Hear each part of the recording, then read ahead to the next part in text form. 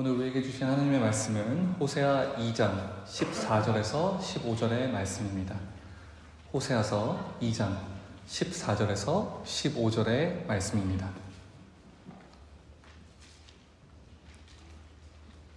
호세아 2장 14절에서 15절 찾으셨으면 우리 다 함께 한 목소리로 합독하시겠습니다.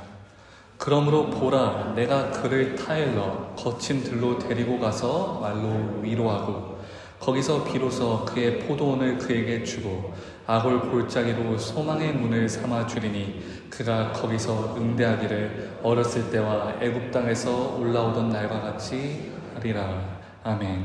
살아계신 하나님의 말씀입니다. 말씀 주신 하나님께 감사드립니다. 여러분, 호세아 선지자는 그 삶에서 온몸으로 하나님의 마음을 체험하고 경험했던 선지자였습니다. 하나님은 당시 타락하고 있던 이스라엘에서 그분 스스로 어떻게 생각하시는지 호세아 선지자에게 가르쳐 주기를 원하셨고, 그 방법으로 호세아를 매우 비참한 환경 속에 놓아두셨습니다. 특별히 그의 결혼 생활을 통해서 많이 이야기하셨습니다. 호세아는 고멜이라는 여인과 결혼했는데 이 여인은 매우 음란한 여인이었다라고 성경이 증언합니다. 호세아와 이 여인 사이에 3명의 자식이 있었음에도 이 여인은 호세아가 아닌 다른 남자가 흔히 말하는 정분이 납니다. 그래서 그 정부와 함께 살고 호세아를 떠나서 살기도 합니다. 이런 여인을 다시 되찾아오는 과정을 통해서 하나님은 자신이 이스라엘에게 어떤 마음을 가지고 계시는지 호세아로 하여금 깨닫게 하십니다. 하나님은 바로 이스라엘과 자신의 관계가 호세아와 그의 아내 고멜과의 관계와 마찬가지다라고 말씀하십니다. 하나님의 신실한 사랑을 저버린 채 다른 것을 더 사랑하기 시작한 이스라엘에 대한 그의 절절한 마음이 호세아에게 전해지는 것이죠. 좋게 말해서는 다른 것을 더 사랑한다고 하는 말이지, 이는 사실 엄연히 우상 숭배이며 영적인 간음이 됩니다. 하나님은 이를 너무나도 싫어하셨고 또 마음 아파하셨습니다. 그래서 이 호세아의 내용은 자칫 하나님보다 다른 것을 더 사랑하기 쉬운 바로 그런 세상에 사는 우리들에게, 그러한 세례와 문화 속에서 사는 우리 모두에게 큰 교훈을 주는 것입니다. 하나님의 사랑을 다시 한번 깨닫고 그 사랑의 관계를 다시 한번 온전히 회복하기 원하는 모든 성도들에게 꼭 필요한 말씀이 되는 것입니다. 우리가 오늘 본문으로 삼은 호세아 2장도 바로 그러한 맥락에서 읽을 수 있습니다. 오늘 본문 14절에서 15절에서 선포되는 그 위대한 소망을 선언하기 전 우리는 먼저 2장 처음 부분 2절부터 13절에 기록된 칠흑과 같은 어둠의 내용을 한번 복습해야 됩니다. 이 본문은 한마디로 하나님의 것을 훔쳐서 우상에게 바친 배은망덕한 신부에 관한 이야기입니다. 이스라엘은 자신이 누리는 곡식과 포도주, 은과 금이 자신의 정부인 바알이 준 것이라고 착각했습니다. 분명 하나님께서 공급하셨는데 이스라엘은 그것이 바알신이 준 것이라고 착각하고 바알신에게 갖다 바치기 시작했습니다. 이스라엘은 하나님이 주신 선물로 우상을 치장하는 기막힌 배신을 저지르는 것입니다. 이에 하나님은 이혼에 가까운 징계를 내십니다. 그녀가 의지하던, 이스라엘이 의지하던 모든 풍요를 거두어가시고 이스라엘이 쫓아가던 쾌락의 길을 가시덤불과 담으로 다 막아버리겠다라고 이야기하십니다. 발가벗겨서라도, 가진 것을 다 빼앗아서라도 그 영적인 간음을 멈추게 해야겠다는 하나님의 의지가 호세아서 2장 전반부에 보이게 됩니다. 호세아 2장 13절에 이런 내용이 나옵니다. 귀고리와 폐물로 장식하고 그가 사랑하는 자를 따라가서 나를 잊어버리고 향을 살라 바알들을 섬긴 시의대로 내가 그에게 벌을 주리라. 여호와의 말씀입니다. 나를 잊어버렸다. 너희가 나를 잊어버렸다. 이스라엘아, 너희는 나의 거룩한 신부였는데 너희가 나를 잃어버리고 너희가 바람난 다른 정부 바알신을 찾아서 그렇게 갔구나. 너희가 나를 잊어버렸구나. 하나님의 절망적인 탄식인 것입니다. 하지만 그럼에도 불구하고 우리 하나님의 사랑은, 그분의 신실하심은 우리를 결코 놓지 않습니다. 사랑하시되 끝까지 사랑하시는 그 크신 사랑으로 우리를 계속 붙들고 계십니다. 그리고 우리에게 새로운 소망의 문을 제공해 주고자 우리에게 말씀하십니다. 그래서 오늘 이 귀한 대강절의 시작에 하나님의 이런 소망을 주시는 하나님의 마음을 함께 알아가는 시간이 되기를 바랍니다. 그 첫 번째로 우리는 하나님의 더 크신 사랑을 기억해야 합니다. 제가 유혹이라고 써놨는데 그 내용은 곧 풀이해드리도록 하겠습니다. 제가 본문 14절에 읽겠습니다. 그러므로 보라, 내가 그를 타일러 거친 들로 데리고 가서 말로 위로하고. 여기서 그러므로라고 하는 단어에 잠시 주목해 보실까요? 보통 그러므로라고 하는 접속사를 우리 언제 쓰나요? 우리가 쓸 때는 그 그러므로라고 하는 접속사를 앞뒤가 논리적으로 연결될 때 사용합니다. 우리가 지금까지 본 2장 전반부의 내용이 어떤 내용입니까? 온통 이스라엘의 죄악과 영적인 간음에 대한 이야기입니다. 그리고 그 직후에 나오는 14절이 이렇게 시작합니다. 그러므로. 그렇다면 우리가 기대하는 문장의 흐름이 어떻게 되어야 될까요? 그러므로 내가 그들을 심판하리라. 그러므로 내가 그들에게 진노를 보이리라. 이런 류의 이야기가 나와야 하지 않겠습니까? 그러나 하나님은 오늘 우리에게 완전히 반대의 은혜를 선물해 주시고 계십니다. 그러므로 보라, 내가 그를 타일러, 거친 들로 데리고 와서 내가 그를 위로하고 타이르고 위로하신다라고 이야기하십니다. 이스라엘은 분명 하나님으로부터 돌아섰습니다. 하나님을 잊어버렸습니다. 하나님과의 거리가 이제 만만치 않습니다. 그래도 하나님은 그들을 타이르시고 위로하신다 말합니다. 이스라엘은 분명 하나님이 베풀어 주시고 공급해 주신 것들로 우상 숭배에 갖다 바쳤습니다. 바알신의 동상을 치장하는 데 썼습니다. 그럼에도 하나님은 그들을 타이르시고 위로하신다라고 말합니다. 이것이 지금 이 음란하고 악한 세대를 살아가는 우리 모두에게 주시는 하나님의 은혜가 됩니다. 하나님은 우리를 분명 날마다 공급하시는데, 날마다 새로운 창조로 우리에게 베풀어 주시는데, 날마다 끊이지 않는 공급으로 우리의 곳간을 채워주시는데, 우리는 그것을 어디에 사용하고 있습니까? 우리는 어디에 사용하고 있습니까? 그런데 그러므로 하나님께서 하시는 말씀은 우리를 타이르시고 위로해 주신다라고 하는 은혜인 것입니다. 여기에 하나님의 크신 사랑이 담겨 있습니다. 오늘 성경에 타이르다라고 하는 말의 원래 의미는 남자가 여자를 사랑해서 데이트를 신청하다, 조금 더 간단히 말해서 유혹하다라고 하는 원어의 의미가 있습니다. 즉 그를 돌아선, 하나님을 돌아선 이스라엘 백성들에게 하나님은 이렇게 말씀하고 계십니다. 그래, 너가 세상을 사랑해서 나를 돌아섰니? 너가 바알을 더 사랑해서 나에게 등 돌아섰니? 그럼 내가 너희를 멸하는 게 아니라 내가 더 큰 사랑을 보여줌으로써 너희를 나에게 데려오겠다. 내가 너희를 다시 한번 유혹해 볼게. 내가 다시 한번 너에게 더 큰 사랑으로 너희를 한번 데이트의 자리로 초대해 볼게. 하나님이 이렇게 말씀하고 계시는 것입니다. 율법이 말하는 그러므로는 순종하고 돌아오지 않으면 벌받는다, 이것입니다. 그러나 하나님이 오늘 호세아 선지자를 통해서 말씀하시는 복음은 너가 나를 다시 사랑할 때까지 내가 너를 더 사랑하리라 라는 사랑이신 것입니다. 구원은 우리의 결심이 아니라 마치 도망가는 신부를 되찾으려는 신랑 되신 하나님의 주권적인 설득과 그분의 거룩한 유혹, 더 큰 사랑으로 우리를 다시 한번 그 데이트와 연인의 자리로 초대하시는 그 하나님의 유혹에서 비롯되는 것입니다.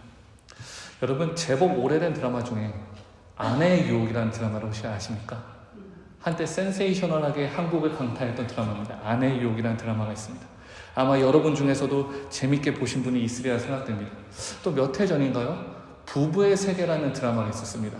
그 또한 한때 또 난리였다라고 하더라고요. 그게 어떤 내용이냐면 남녀 간의 치정 드라마예요. 그렇죠?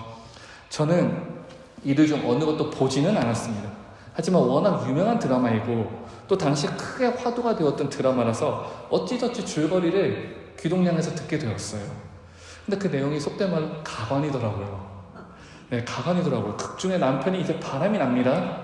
이제 그 본처였던 사람들이 복수를 계획해요. 근데 어떻게 복수를 계획하냐면 그 기껏 찾은 복수의 방법이 이 남편들을 다시 유혹하는 거예요. 그래서 유명한 장면이 있지 않습니까? 본처가 여기에 점 하나 다시 붙이고 나서 본처 아닌 척 하면서 그 남편을 다시 꼬시려 데려오는 거예요. 물론 하나님의 그 거룩한 유혹이 이렇게 저급하다는 내용은 아닙니다. 그런데 우리가 세상을 향해서 등 돌아섰을 때, 하나님이 아닌 다른 것을 우선순위에 두고 그것을 더 사랑해서 우리가 등 돌아섰을 때 하나님이 우리에게 보여주시는 건 내가 너를 더 사랑해서 너를 데리고 올게.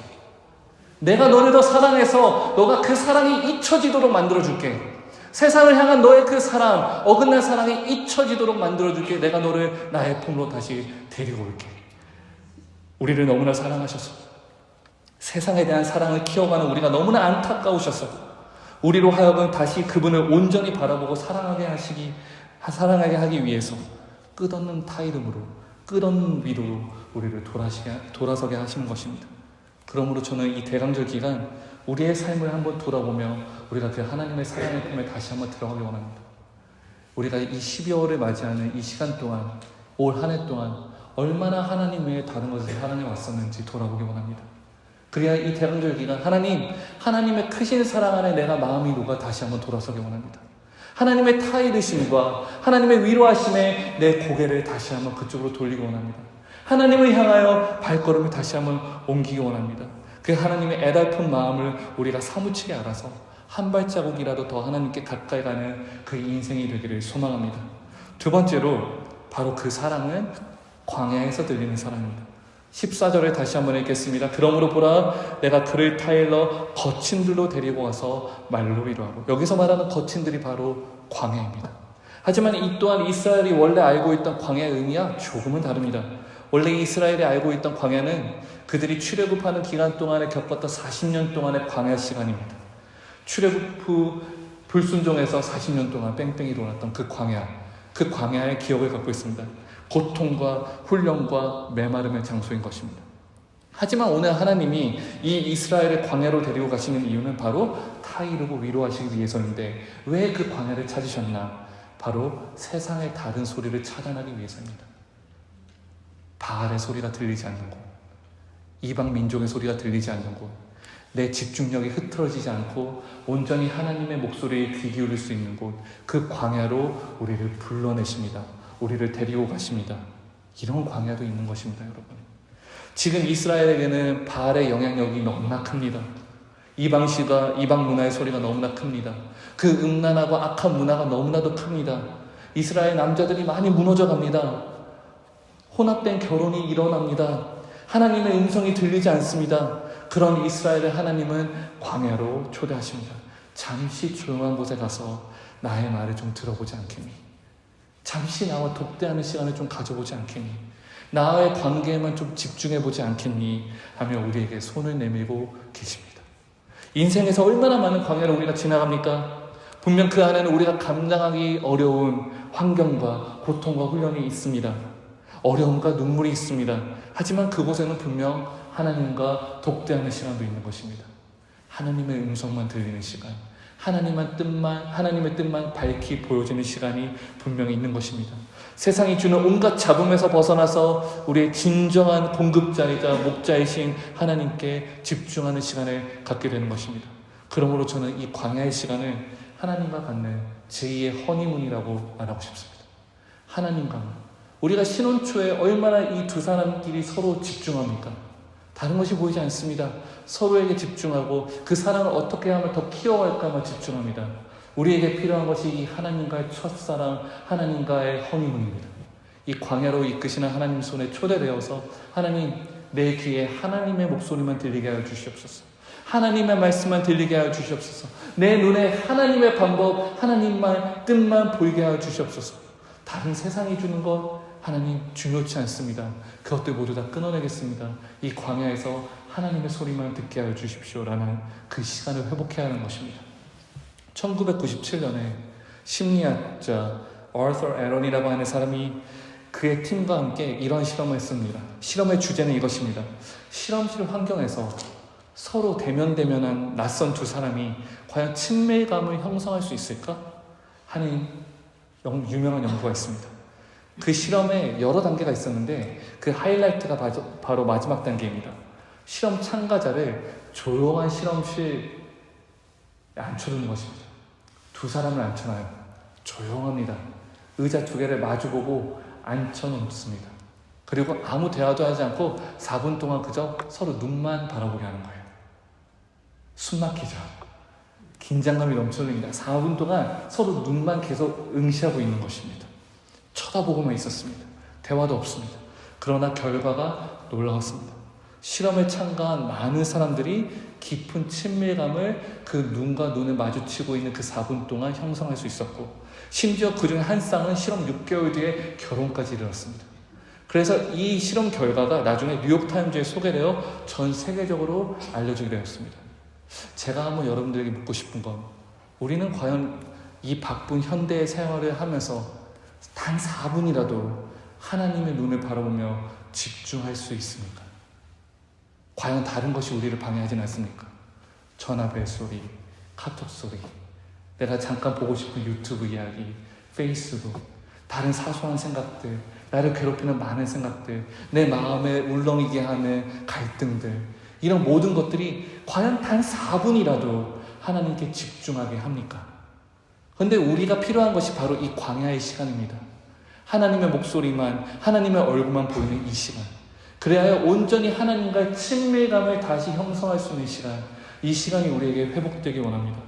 우리가 살아가는 이 세상에서 이렇게 하나님만 바라보며 집중하기 어려운데, 주변의 모든 소음으로부터 내 자신을 격리하여 하나님을 바라보는 시간을 회복해야 됩니다. 이스라엘 백성을 방해하던 바알신처럼, 그들의 마음을 빼앗았던 바알처럼 우리를 방해하고 우리의 마음을 빼앗아가는 모든 것들, 그것들로부터 자유로워 주시기 바랍니다. 그러므로 우리가 사모해야 하는 것이 바로 이 하나님과의 동행 시간, 이 대강절에 사모해야 되는 시간, 하나님과 이 동행하는 시간입니다. 세상의 소음이 사라진 그 광야에서 하나님의 눈을 정면으로 바라보는 시간을 회복하시길 바랍니다. 세 번째로, 바로 그 광야에서 우리의 소망의 문이 되시는 예수 그리스도를 보게 됩니다. 그렇게 우리를 광야로 초대하신 하나님이 베푸시는 또 다른 은혜가 있습니다. 15절을 제가 읽겠습니다. 거기서 비로소 그의 포도원을 그에게 주고 아골 골짜기로 소망의 문을 삼아주리니 그가 거기서 응대하기를 어렸을 때와 애굽 땅에서 올라오던 날과 같이 하리라. 바로 그 광야에서 하나님의 사랑이 회복된 바로 그곳에서 우리에게 포도원을 주시고 소망의 문을 허락하시는 하나님을 보게 되는 것입니다. 하나님은 우리의 절망이 변하여 소망이 되는 구체적인 장소를 가르쳐 주시는데, 그것이 바로 아골 골짜기입니다. 여러분, 아골 골짜기가 어떠한 장소입니까? 히브리어로 아골은 괴로움과 재앙이라고 하는 뜻을 갖고 있습니다. 우리가 요새 새벽 예배 시간에 여호수아서를 이렇게 깊이 살펴보고 있는데, 거기서 7장을 보면 이스라엘이 여리고성을 점령한 후에 아간이라는 사람이 등장합니다. 그는 하나님께 온전히 바쳐져야 되는 물건을 탐내어 몰래 훔쳤습니다. 그 죄로 인하여 이스라엘은 아이성 전투에서 처참하게 패배했고, 이는 결국 아간이 골짜기에서 돌에 맞아 죽임을 당하게 되는 수순으로 이어집니다. 그 뒤에 돌무더기가 쌓였고 사람들은 그곳을 괴로움의 골짜기, 아골 골짜기라고 불렀습니다. 그곳은 바로 탐욕과 심판, 그리고 죽음의 장소였습니다. 그런데 왜 하나님은 오늘 호세아에게 이 끔찍한 장소를 다시 한번 언급해 주시는 걸까요? 바로 호세아 시대의 이스라엘이, 그리고 오늘날 우리의 모습이 바로 이 아간과 다르지 않기 때문입니다. 하나님이 주신 사랑과 은혜를 훔쳐 세상 쾌락을 위해 써버린 죄인의 모습, 바로 아간의 모습인 것입니다. 그러니 우리 인생에 찾아오는 고난과 괴로움, 그 아골이 어쩌면 우리에게 예정되어 있는 수순이었을 수도 있습니다. 우리에게 예정된 것이 아간의 아골 골짜기였을 수 있습니다. 그러나 하나님은 그것을 바꾸어 소망의 문을 삼아주겠다라고 오늘 우리에게 약속해 주십니다. 그것이 어떻게 가능할까요? 그 넘치는 사랑과 위로, 그 타이르심으로 우리에게 소망의 문을 열어주시겠다 하십니다. 그것이 어떻게 일어날까요? 바로 우리 주 예수 그리스도를 통해서 일어나는 것입니다. 자, 그 가능성을 보기 위해서 우리는 잠시 신약 시대로 넘어가야 됩니다. 예루살렘 성 밖에 또 다른 아골 골짜기가 있었습니다. 바로 갈보리 언덕입니다.